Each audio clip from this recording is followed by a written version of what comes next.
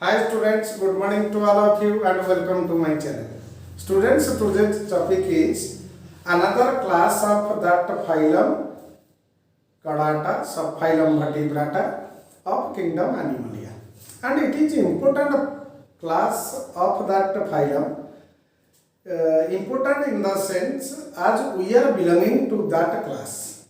That is why it is one of the important class of phylum Chordata. So, class Mammalia. It includes all the mammals that exhibited all over earth. That is why it is called as the advanced group of organisms which can communicate others by producing sound. And Coanozoic era is the golden age of mammals. During that period, as mammals flourished maximum part of the earth, and they are cosmopolitan in distribution. The study of mammals is called as mammalogy.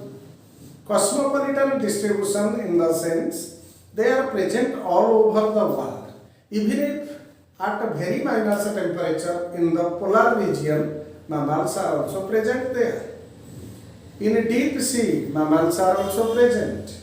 In arboreal life, arboreal in habitat, mammals are also present. So they are cosmopolitan in distribution. Members of this class are cosmopolitan and these are homeothermic animals. As you know students, I have told you earlier that homeothermic animal means warm-blooded vertebrates. Those vertebrates can regulate their body temperature. That is why they are called as endothermic animal. In spite of any change in the surrounding temperature, they are able to maintain their body temperature constant. Body is divided into head, neck, trunk and tail. So this body is divisible into these four parts. That is the anterior part, it is head, which is followed by neck, then the trunk and finally tail. It is present in some cases of that mammals. The most unique character of mammals is presence of that mammary gland. As you know students, mammary gland is the unique feature of mammals as it nourishes their young ones by producing milk in mammary gland. So it is one of the important characteristic feature that mammals. A horizontal diaphragm present in between that abdominal cavity and thoracic cavity. Here is the diaphragm present which separates that abdominal cavity from that thoracic cavity, which help in respiration. During breathing it works. During defecation, as you know students, defecation means removal of that undigested food material from the body to outside through that anal opening or anus. So during that time, diaphragm is also required for ejection of that stool or fecal materials, as well as it help in micturition. Students, micturition means removal of urine, urination, and parturition. Parturition is the scientific term used for baby birth or delivery of baby.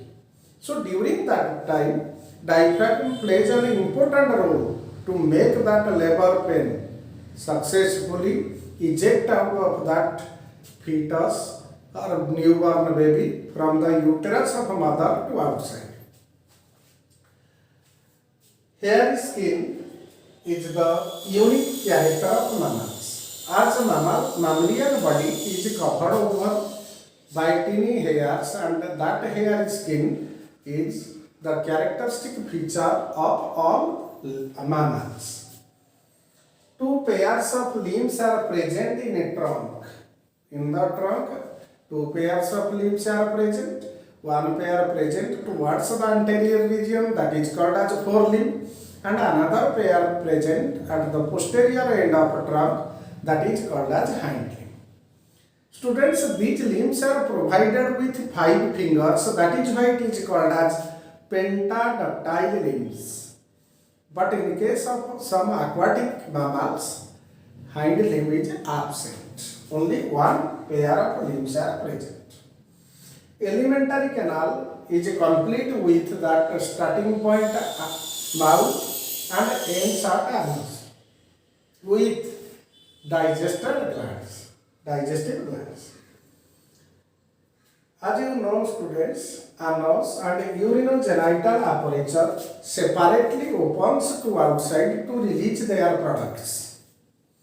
And cloaca is absent. As I have already told you that cloaca is a single opening through which both that fecal materials as well as the gametes are transferred into the female individuals. So students, teeth is thecodont, diaphyodont, thecodont, and it is also called as heterodont. Students, first of all, that thecodont teeth. The teeth is well grouped into or embedded into the socket of a jaw.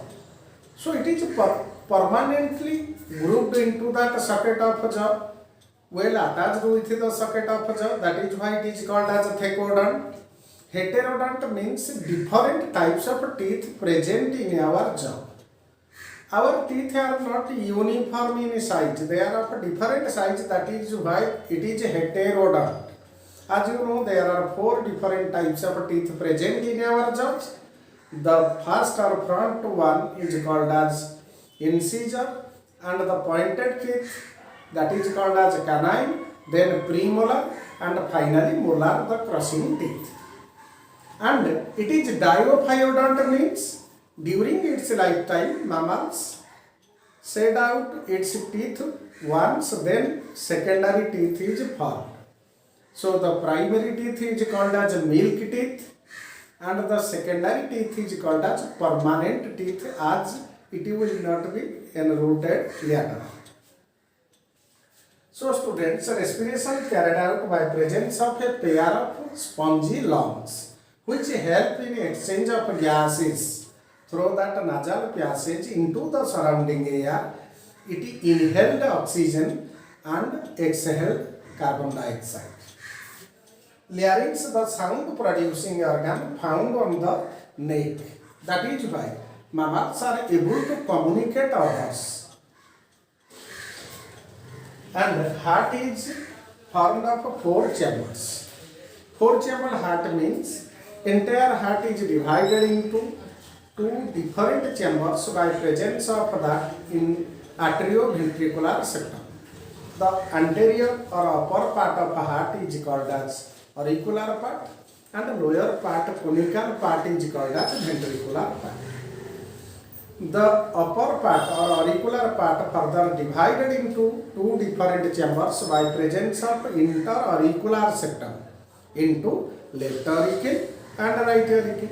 Similarly, the ventricular part is also divided into 2 chambers in presence of interventricular septum into left and right ventricle. So by this way, 4 chambers are formed in case of mammalian heart. And here double circulation occurs, as blood enters twice into the heart to make a circuit within the body. Such type of circulation is called as double circulation, and it is unique character of that higher cortex, and it is also exhibited in case of mammals. RBCs that present are biconcave and non-nucleated. Also, only single aortic arch is present on the left side. Then switch over to that of blood. Blood contains that cellular component in the form of RBC, WBC and platelets, and non-cellular component is blood plasma. Out of that cellular component, RBC is having a definite shape, and that shape is biconcave, and it contains nucleus during its younger stage. Later on, it is devoid of nucleus and mitochondria. That is why the matured RBC is biconcave and non-nucleated. one pair of metanephric kidney present in the abdominal cavity for the process of excretion. Students, as you know, mammals are ureotelic animal. As they eliminate the nitrogenous waste in the form of urea. That is why these are ureotelic animal, and that urea is produced in liver but eliminated through kidney. And I have already discussed in my video excretion ornithine cycle that the highly toxic ammonia within our body get converted into less toxic urea in presence of liver, and that process is called as ornithine cycle. Brain is highly developed in comparison to other group of animals. As we are advanced animals, we are mammals, so brain is comparatively larger and the cerebellum and cerebrum is well developed. Corpus callosum is another important characteristic feature of mammals. Students, corpus callosum means it is a white band of myelinated fiber, a nervous tissue band that present in between these two cerebral hemispheres for communication from one hemisphere to another hemisphere, transfer of information from one hemisphere to another hemisphere. A transverse band of nervous tissue is present, which is made up of white matter, and it is called as a corpus callosum. It is the characteristics of mammal. As you know, students, cranial nerves are also 12 pairs, as like that of apes. Apes has 12 pairs of cranial nerves, and mammals has also 12 pairs of cranial nerves. These nerves arises from brain and innervate to their nearer organs. External ear present in the form of ear pinna, which is made up of elastic cartilage.